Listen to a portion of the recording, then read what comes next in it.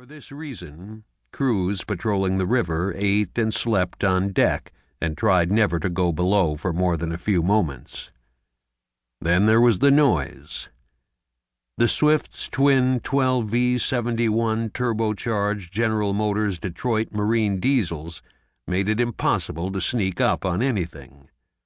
And even at idle speed, a row of hinged metal exhaust pipe covers rattled like castanets.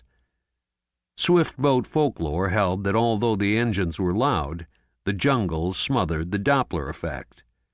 The bad guys could hear a boat coming, but could not tell whether it was 2 miles away or just around the river bend. This thesis was never proven, but it provided some comfort, like crossing your fingers.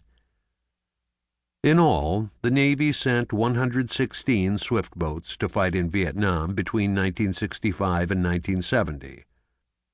About 600 U.S. Navy officers, mostly lieutenants junior grade, but also a few lieutenants and ensigns, served aboard the boats.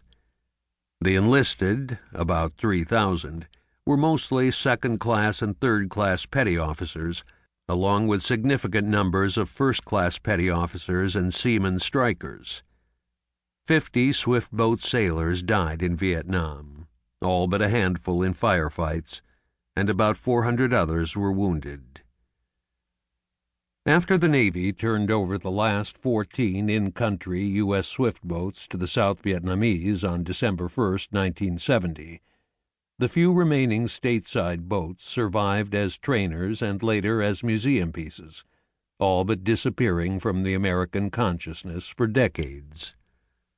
But in 2004, Swift boats surfaced briefly and notoriously when pro-Republican Swift boat veterans upended the presidential campaign, denouncing the candidacy of Democratic Senator John Kerry, a former boat skipper, who in the 1970s had played a prominent role in the anti-war organization Vietnam Veterans Against the War.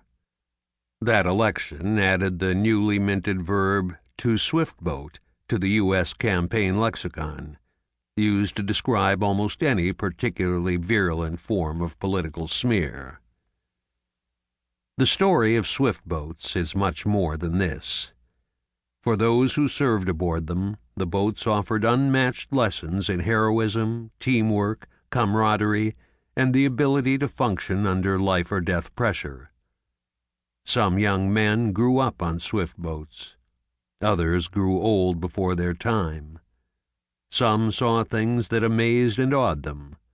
Others saw things they wished they had never seen.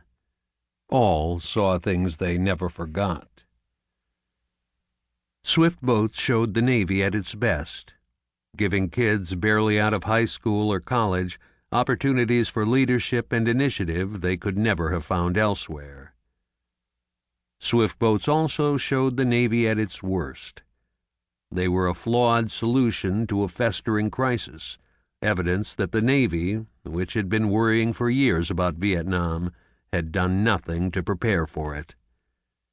The stories in these pages offer a lesson in how the United States makes war and what war does to the people who fight it.